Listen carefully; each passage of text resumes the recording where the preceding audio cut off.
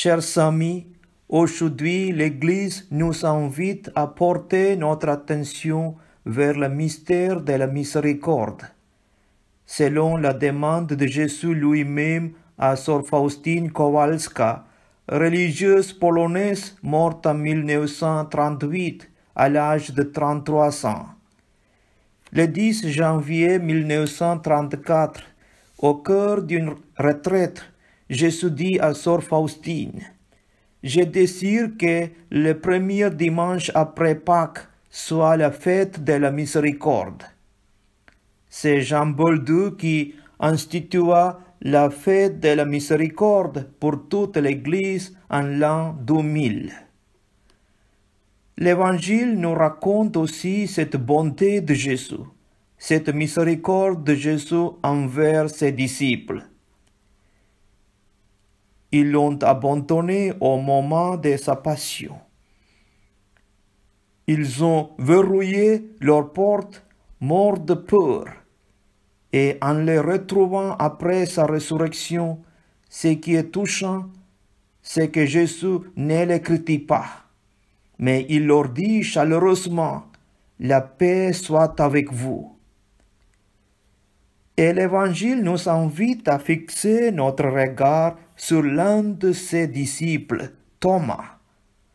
Thomas n'était pas avec les autres à ce moment-là. Quand il arrive, il ne croit pas ce dont tous témoignent dans la joie. Nous avons vu le Seigneur. Il se dit qu'il ne peut s'agir que d'une expérience antérieure ou d'un égarement collectif.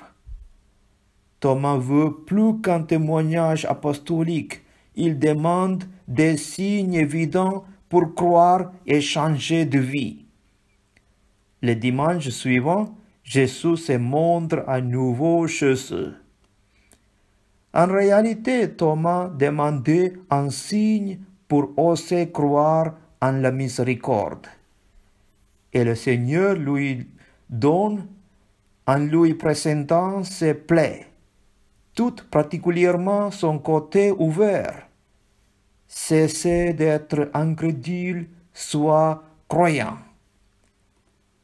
Thomas peut alors accueillir la grâce et prononcer dans l'esprit la plus belle confession de foi des évangiles.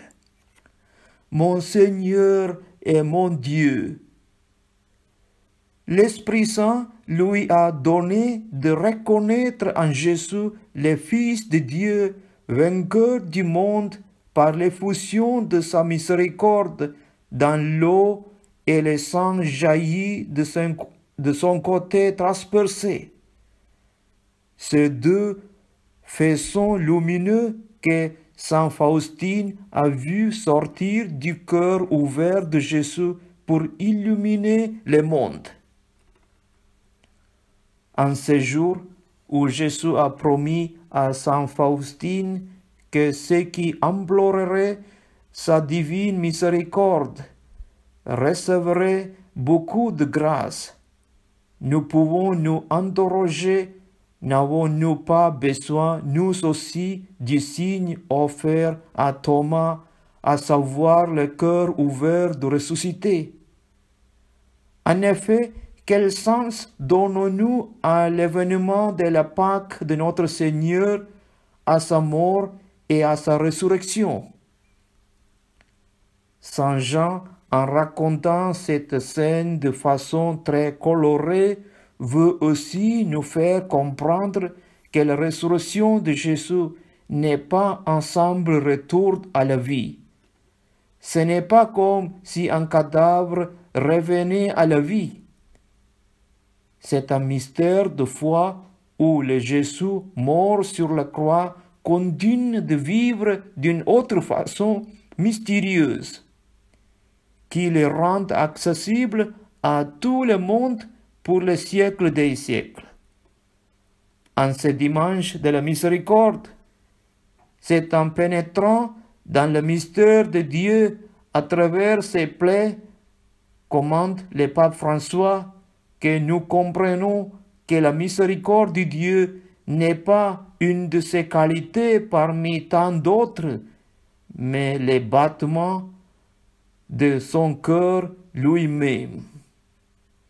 Alors, comme Thomas, nous ne vivons plus comme des disciples incertains, dévots mais hésitants, mais nous nous devenons aussi de vrais amoureux du Seigneur. Gloire au Père, et au Fils et au Saint-Esprit, comme il était au commencement, maintenant et toujours, pour les siècles des siècles. Amen.